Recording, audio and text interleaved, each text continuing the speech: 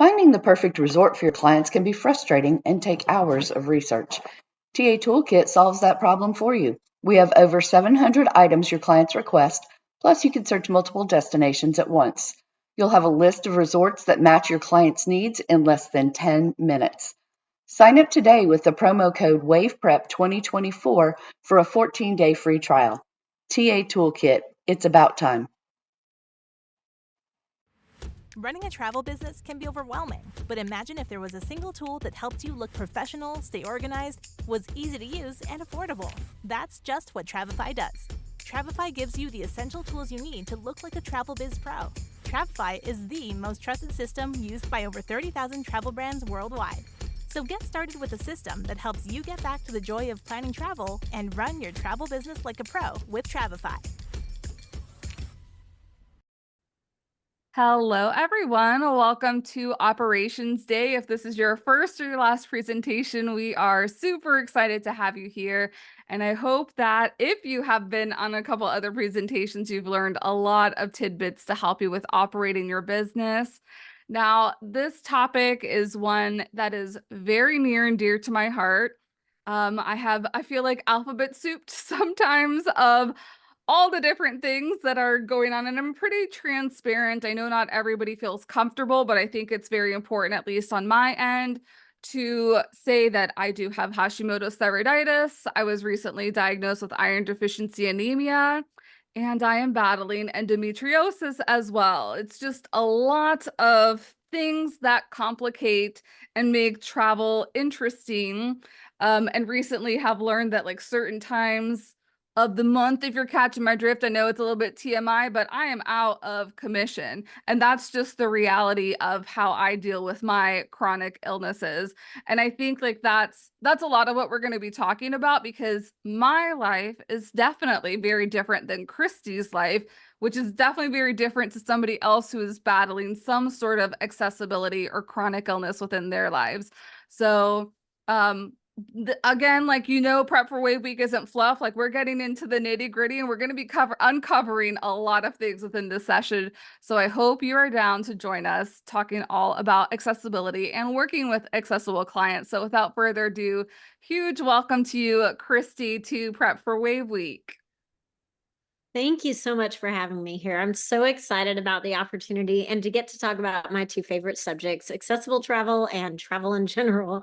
I absolutely love talking about this because the reality is it affects so many of it. The CDC says that 27% of American adults are diagnosed with some form of disability, and that number is only going to go up from there as we have an aging population and more people are living longer with better medical care, but they're living with these disabilities and they want to be able to travel and see the world just like anybody else.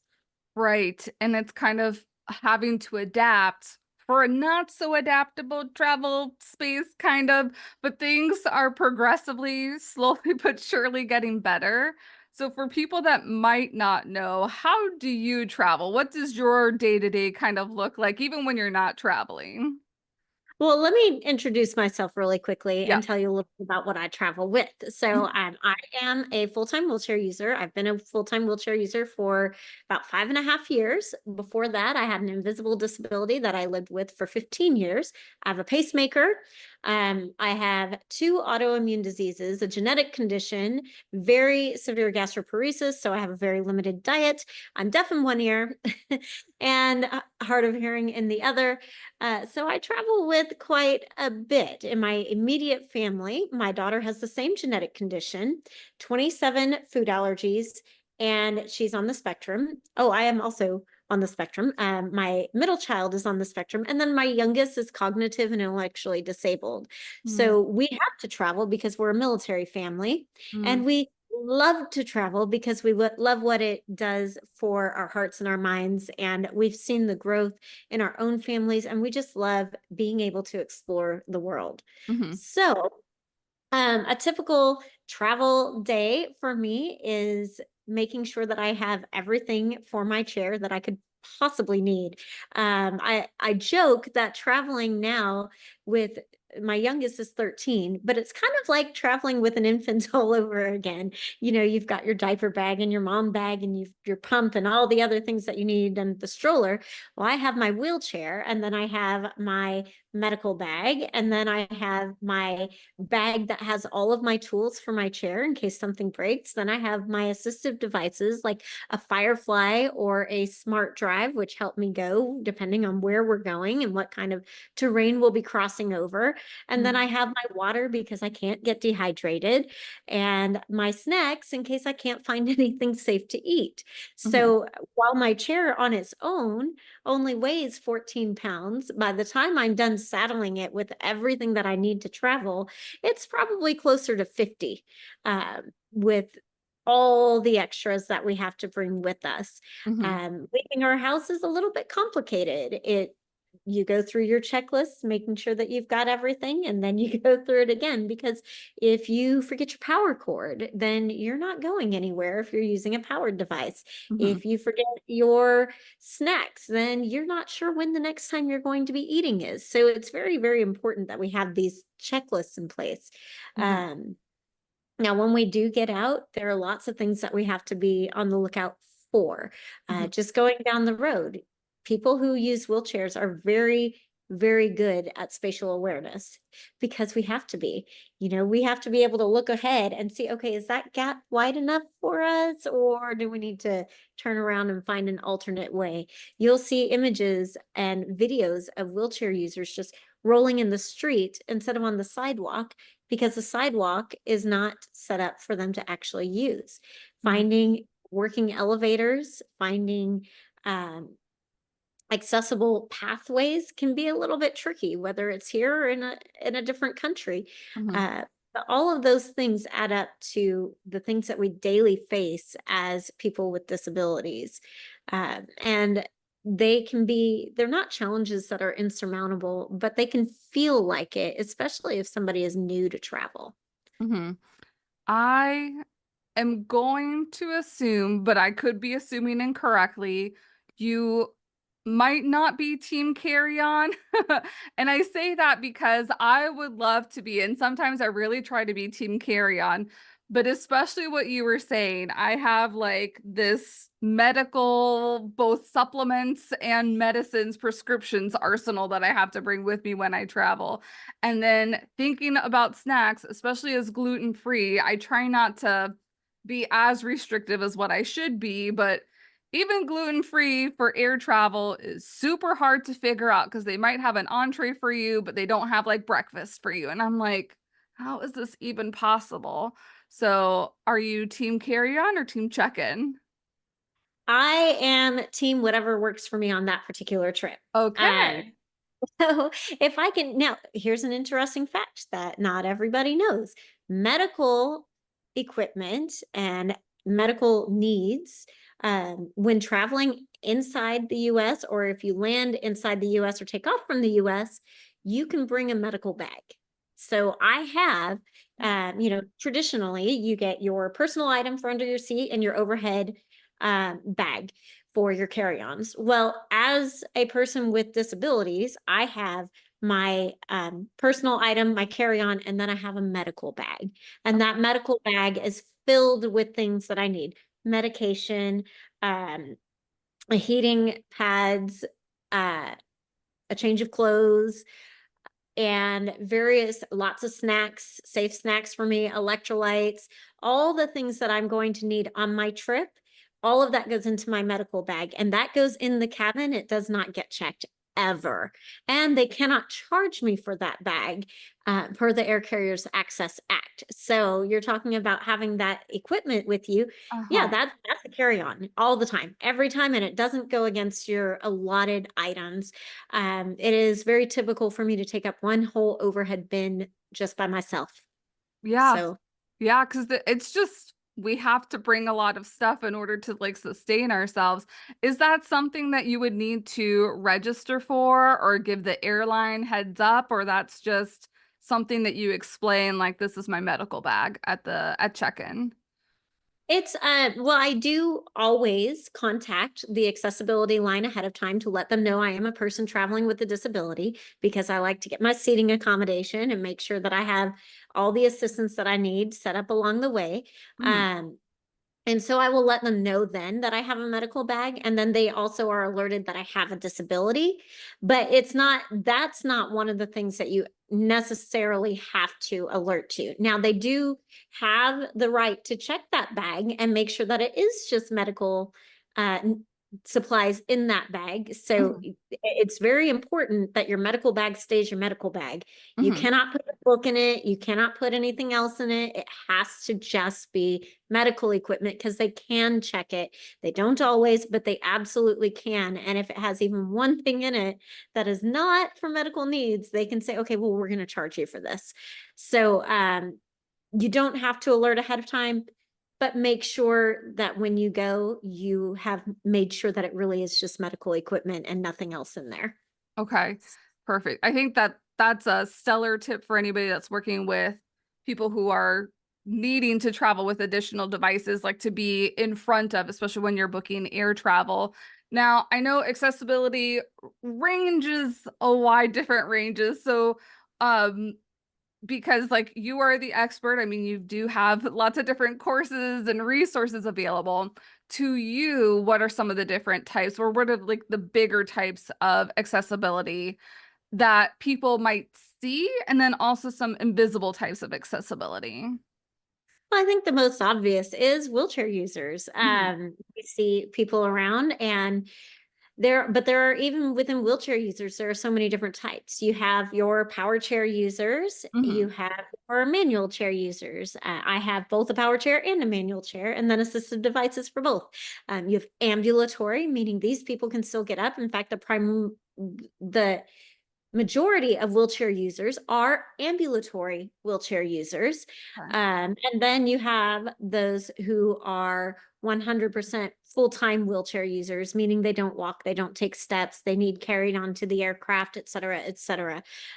This is one of the most complicated areas of travel, because it is very, very diverse. You have Mhm. chairs that weigh 400 pounds, and then you have chairs like mine, again, 14 pounds when it's just bare bones. Mhm. So with that range, there's a lot of in between in there for how to accommodate these travelers. You may have somebody with a mobility disability who wants a really high bed in their hotel room because their knees are bad and they don't want to bend down to get low. But Mhm. then you have a manual wheelchair user who is unable to use their legs, who wants that bed to be level with their chair. So closer to that 19 to 24-inch height, so they can get in and out of the bed by themselves. But that's going to be too low for somebody with bad knees. Then you have whether or not somebody can open a shower. Quick story. I was at a hotel in Vegas once, and I couldn't open the door to my room. I couldn't open any public access door. I couldn't Wow. reach the curtains in my room. And there were a couple other, I couldn't reach the soaps in the shower because they had the wall mounted soaps. On my way to check out, I ran into a gentleman who happened to also be a wheelchair user. And he was traveling with a companion, I assume his partner. And I asked him, what do you think of the hotel? How have you enjoyed your stay? And he said, well, you know what? It's been amazing. This is, again, another manual wheelchair user, just like me. I'm a full-time wheelchair user. He's a full-time wheelchair user. It's as close to apples as you can get. Uh-huh. Biggest, he had a companion. I did not. And he said it was the best hotel he'd ever stayed at. And I said, really? That's amazing, because I found it incredibly inaccessible. And he said, yeah, I could get in and out of the bed myself, and I could get on and off the toilet myself. That was his criteria for an excellent hotel room. And I said, really? Now, what about the doors? And he goes, oh, I can never open the doors. So that wasn't an issue to him because he travels with a companion. He Right. wasn't bothered by the fact that he couldn't open the doors or reach the soaps because he had somebody there to assist him with that. Whereas for me, those were some pretty big deals and made it incredibly difficult for me in this hotel. Mhm. So, and that's kind of the mobility side. And there's so much nuance and so many different things to be aware of when we're booking accessible travel for a wheelchair user, but just kind of a quick description of how broad it can be just in Mhm. that. The next area of accessibility that I think we need to focus on is neurodivergencies. 6% of the population has fetal alcohol syndrome, 2.5% have autism, and then we have Down syndrome, ADHD, anxiety, PTSD, and the list goes on and on and on and on. And we need to make sure that we're taking the best possible care of these travelers. 92% of people with autism don't travel because they are afraid their needs are not going to be met. And Mhm. even from this group, you're going to find a wide variety of preferences and accommodations as well. You have your sensory seekers and your sensory avoiders. So you may have somebody who needs a hotel as far away from the noise as possible. Whereas for my family with my youngest, a hotel that is the quickest getaway possible is what I want. Where Mhm. can I where's the room that I can get to the fastest if I need to get in there? Mhm. And you have a wide range that way. And then all kinds of questions that need to be asked. Do you need a door alarm for your room? Do you need a safety bed? Does your child who has autism, does he have ARFID? Do we need to make sure that we're accommodating those meals? And the list again goes on and on and on and on. Other major disabilities, we have blind, low vision, deaf, hard of hearing, the invisible disabilities, all of that. And then of course, traveling with a service dog as well. Many Mm. of our clients do want to be able to bring their service animal who can be life-saving medical equipment for them.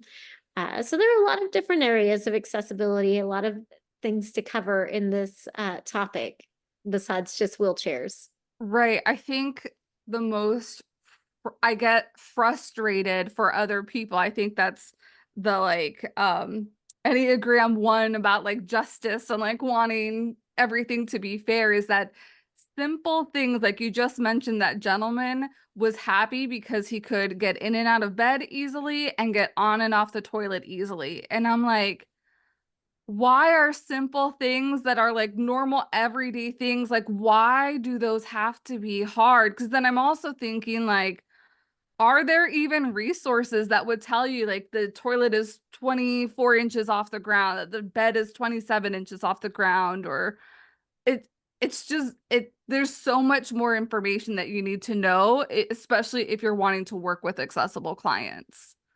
Oh, absolutely. It isn't enough to click accessible room on your booking engine if that's even offered as an option. That Mhm. only lets you know really that the doorway is probably wider than a standard door.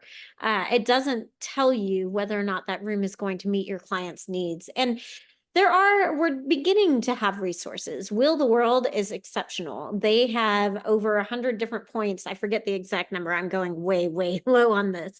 They have over 100 different points that they measure when they inspect a hotel. And Mhm. you can go to their website and pull up their list at any time, and it gives you all of those dimensions. Expedia, the more that they can get hotels to get that information on there. I know Expedia isn't a travel advisor favorite, but for me, as somebody specializing in accessibility, I love them because they're working toward including that information. They're including the room size, they're including the bed heights, they're including the toilet heights. They're starting to include those kinds of details within their booking engine, which Mhm. is super, super helpful. Um, we are at the Accessible Travel Network. We're building these databases that are going to have all of this information. Those are not launched yet because we just don't have enough of the properties in them yet, but we're working on it and trying to get those built out and built up so that that way we can have that as a resource for the members of the Accessible Travel Network. And then there are different pockets of places that have great, great accessibility information and accessible accommodations. One of my favorite hotel brands in the world, Scandic Hotels, has an incredibly detailed accessibility sheet with all the information that one could possibly need to make sure the room is going to be able to accommodate them. Okay. Tourism for All in Portugal does a phenomenal job with providing that information. Germany has a whole area of their website which is dedicated to accessibility in Germany. So we find these pockets of information everywhere, but there Right. isn't yet anywhere that has all of this information put together in one nice, neat little package. Mhm. But that is one of the goals. That's part of the 5-year plan for the Accessible Travel Network, to build out that database and get it usable so it doesn't take us 20 times longer to book an accessible trip as it does a regular trip. Right. I know before we started recording, we were like, oh, there might be a little bit, there definitely is more not so great stuff when it comes to travel and accessibility than there is great stuff. So before we get into the not so great, I do kind of like want to celebrate some strides that have been made at least. So what are you kind of noticing, like either specific hotel properties, cruise lines, tourism boards, destinations that are doing really great work for clients that have accessibility needs? I could do a whole hour just on this topic alone. My goodness. But, I started talking about accessible travel within the travel advisor community probably 6 years ago is when I began. And it's been, for the first few years, it really felt like I was spitting in the wind, not getting anywhere. Nobody was listening. It was really, really tough. And then all of a sudden, 3 years ago in 2021, it was like I turned a corner and now people were ready to engage and listen. I love Uh, that. Travelability started in 2019, and that's run by Jake Steinman, and they teach destinations and suppliers how to better accommodate travelers with disability, from having an accessible landing page to some of the things they should have in place for travelers with disabilities. Mhm. We all know about IBCCES, which Sandals and Beaches use, but it goes beyond Sandals and Beaches. There are destinations around the world using them to get certified and to certify the people who work in their facilities in order to better accommodate travelers with disabilities. Then we have Culture City, which is who Carnival uses for their neurodivergent clients, and they are expanding all over the place. They work with museums, they work with destinations, they work with different companies and even airlines. And so we see this uptick of businesses learning that this matters and we need Mhm. to be paying attention to it. Right. We spent in a 2-year period just on accessible travel. We spent $58.7 billion on accessible tourism as Americans. For perspective, the honeymoon industry spent 15 in a 1-year period. So we spend almost double. We do. And yet, how many businesses are focusing in on this kind of travel? Right. We span every demographic, we span every age range, we span every income bracket. We're everywhere. And we are the only minority group that anybody can join at any point in their lives. So what we've seen over the last few years is businesses are starting to realize this and realize that this is a market that they have just flat out neglected. And they're starting to see it as this market that can actually bring in some more sustainable revenue, because not only are we a large demographic, Mhm. but we're also one of the most loyal demographics. Mhm. If we find something that works for us, we're going to tell everybody, and we're going to go back, and we're going to celebrate the places that are choosing to accommodate us. So it's all really exciting to see these changes and businesses realizing more and more. Some accomplishments I'm particularly proud of.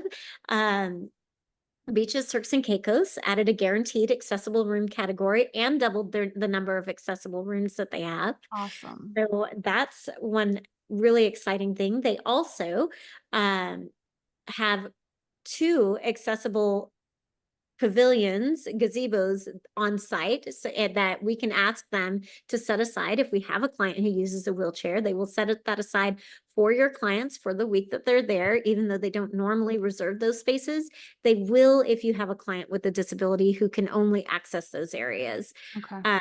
They also are looking at getting some Moby mats for the sand, which would make it possible for a wheelchair to roll out on. Mhm.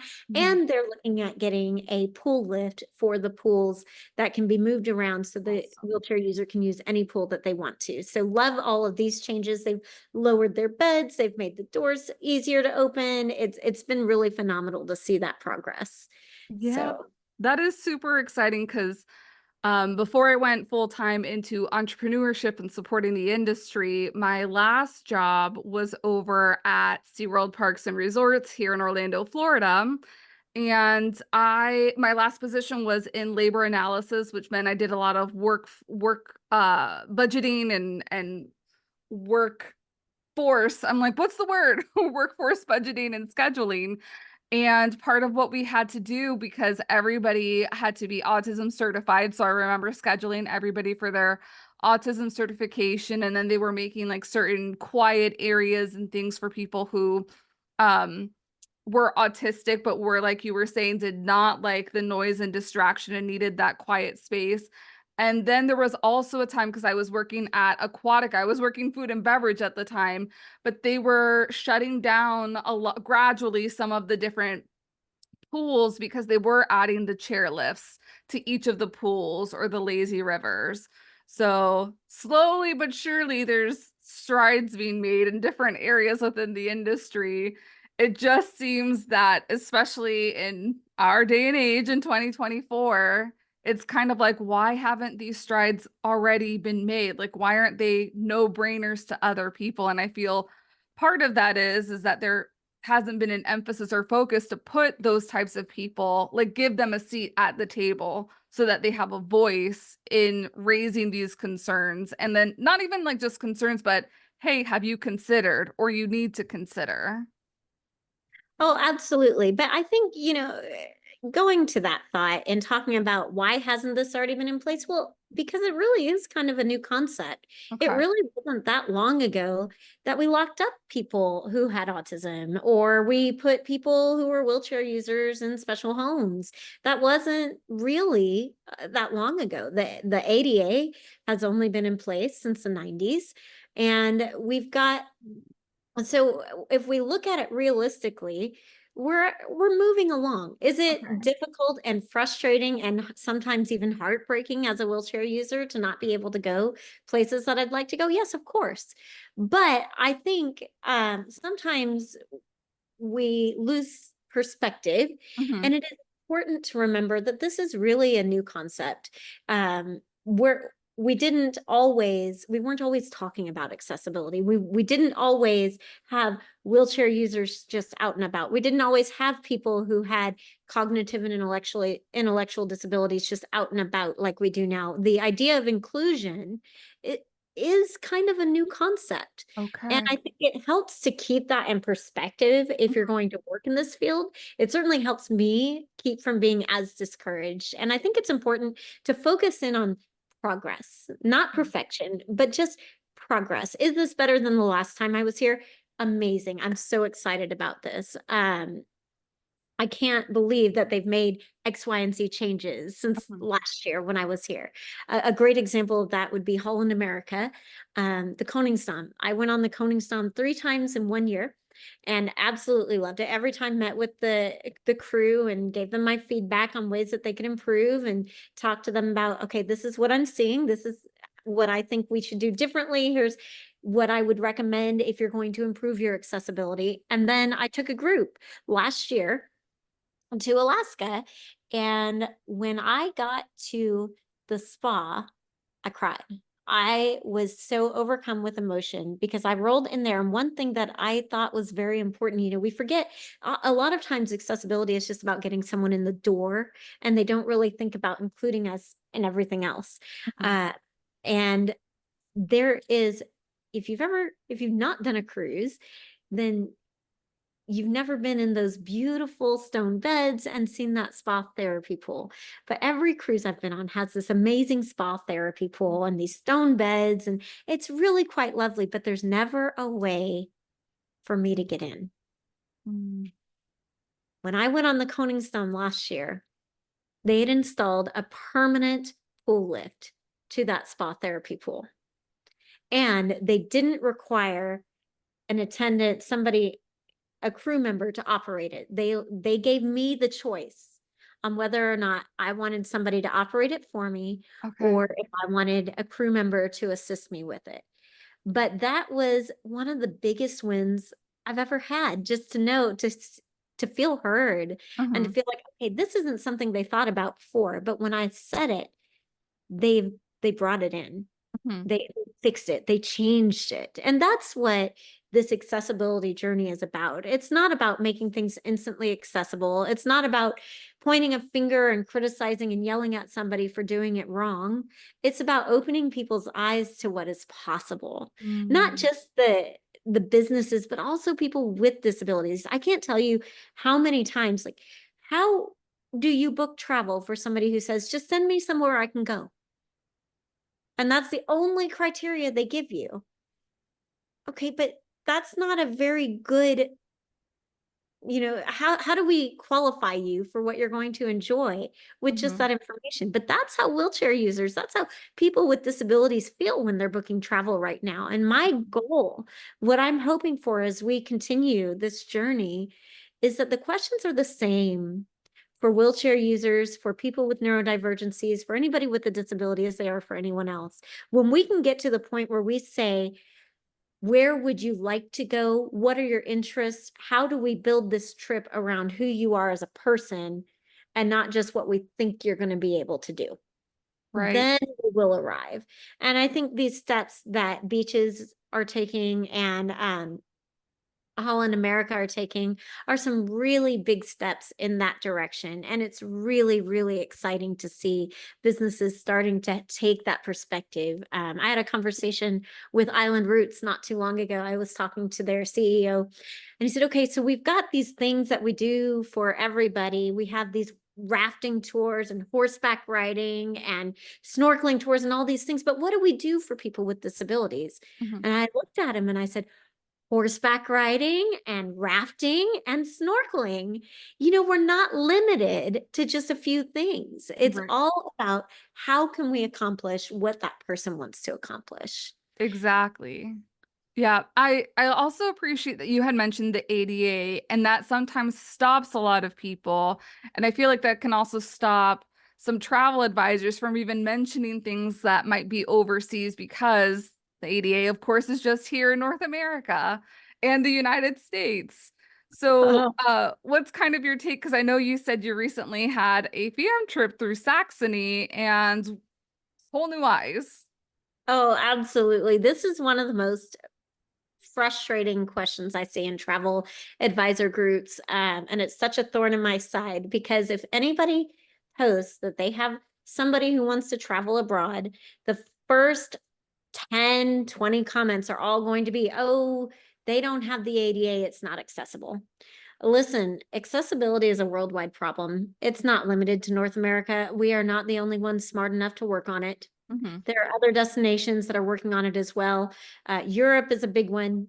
Often here, Europe doesn't have the ADA. Well, they may not have the ADA, but they have their own version implemented by the European Union, and everyone is supposed to be in compliance by 2025, and that Hmm. includes traveling, all leisure businesses and commercial businesses are supposed to be compliant with those laws. Also, they've been working on accessibility as well. Some of the coolest, innovative, most innovative ideas for accessibility I've seen in Europe. My favorite are these little lifts that they have. So you come to a marble staircase, something old, and it's old because it's Europe. And you see this beautiful staircase, and you're okay, I don't know what I'm doing. How am I going to get there? And then they tell you where to roll up. You roll there, and all of a sudden, the floor moves, the entire floor under you, and the stairs are recessed into the wall as the lift comes up and raises you up to the next level. It's amazing. They have managed to put that accessibility right into the design so they don't compromise the integrity of anything. And they've now made it so that it works for anybody. It's absolutely incredible. And I see this far more in Europe than I do in the United States. In Canada, there are some incredible structures that even have adult-sized changing tables. There's the Diefenbunker. I might be saying that wrong. It's outside of Ottawa, but it was an old bunker from the Cold War, and it was designed for the ministry to go into if there was ever an attack. Hmm. They have made that entire structure underground accessible. There is a full adult size changing table. There are ramps everywhere. I can get around that entire underground structure without any issues at all. And yet we still seem to think that accessibility is limited to the United States, but it's Mhm. just not true. We Right. have Saxony, Germany, as you mentioned, we just came back and it was a phenomenal experience. Did we have cobblestone we had to go over? Yes, but there were also areas, excuse me, I'm talking too fast. There were also areas where instead of it just being that cobblestone, they took out a center path and then put a smooth, more of these large paved stones in there to make it easier to roll on. So then it's easier for people who are blind, low vision, wheelchair users, and people who are ambulatory who may have drop foot or other mobility limitations where they're not using a chair. Just having that smooth path if you have an uneven gait would be so much easier. And they're doing that in all kinds of areas across Europe. So the accessibility isn't limited just to North America. It isn't limited to the US. We really are seeing progress worldwide for it. Mhm. I love hearing that so much because especially like when, yes, I think there's a lot of people that might be like, this is only possible here in the States. And it's like, there's lots of other advances that are happening worldwide. It's just not here. For Yeah. travel, uh-huh. Did you, sorry, I was just going to say, did you know that every black cab in London is accessible? Every single one of them. They all are. Yeah. You do need to, there are weight limits, so they may not work for your 400-pound power chairs, but they will accommodate and allow a manual wheelchair to roll into any black cab in London. In Vancouver, Canada, every minivan taxi is accessible. That third row of the taxi can be folded up and there's a ramp up the back. So if it's just a larger family, they can use the minivan as is. If they're a wheelchair user, then they convert that back row and you roll right in. So yeah, accessibility is incredible and it is all over. When because I want to be a little bit tactile too. I mean, a lot of the resources that you have provided are an eye-opener for myself, so I'm sure they're an eye-opener for the other travel pros listening in when they're wanting to work with accessible clients. And I know you've kind of mentioned like a couple of things to be aware of. What are some other questions that maybe perfectly able travel advisors may not be thinking of when they're in a consult or a discovery call with somebody that has some sort of accessibility need? Well, I'm going to keep focusing on wheelchair users because again, it is the most complicated. It isn't enough to just book an accessible room. That really just means that we're getting somebody in the door. The questions that we need to ask, not every wheelchair user is a full-time wheelchair user. Most wheelchair users are able to take a few steps. So you need to find that out. What is your client able to do? So we want to ask very specific questions. Are you an ambulatory wheelchair user or are you a full-time wheelchair user? Are you a power chair user? Are you a manual chair user? If you're a manual wheelchair user, what sort of assistive devices do you use, if any? If you are ambulatory, are you able to walk 5 steps, 5 meters, 10 meters? Are you able to do 2 steps up a staircase, a whole staircase, 2 staircases, etc.? And then continuing on, do you have left or right side weakness? Do you need the grab bars on either the right or the left side in the restroom? Do you have a bed height that you need to work within? Do you use a Hoyer lift to get in and out of bed? So do you need space under that bed in order to slide it under there? There's a whole host of questions that you have to be able to figure out. Are you able to transfer into a vehicle? Or do you need to have a wheelchair accessible vehicle?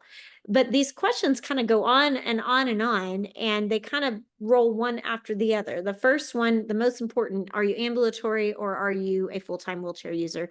Absolutely the most important. Then the next, even if they are a full-time wheelchair user, many are still able to transfer into a vehicle. I'm able to do that. But then I have other wheelchair users who are not able to do that at all and really need that wheelchair accessible vehicle. Then we need to know the dimensions and weight of the chair. and the height and weight of the traveler themselves.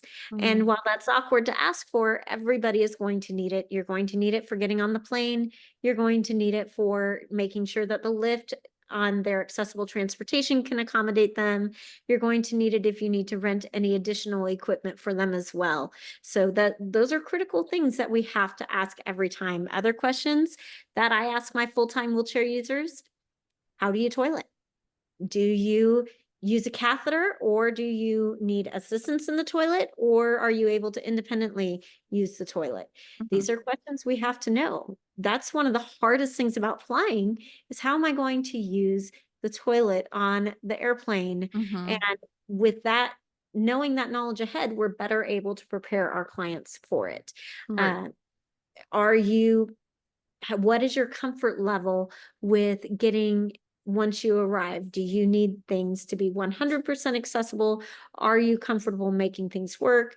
What are you going to do if you run into an issue? What are the ways that you will accommodate that? And I always advise that my clients travel with a travel sling, and that they have extra batteries, and we make sure that they have the contact information for a wheelchair repair company in that area Mm. wherever they're going to. So that way, if they need repairs done, we can get that done. For our neurodivergent friends, questions that we have to ask are you a sensory seeker or a sensory avoider? Do you need your hotel room close to the door, or do you need it as far as possible from the lobby so it's as quiet as possible?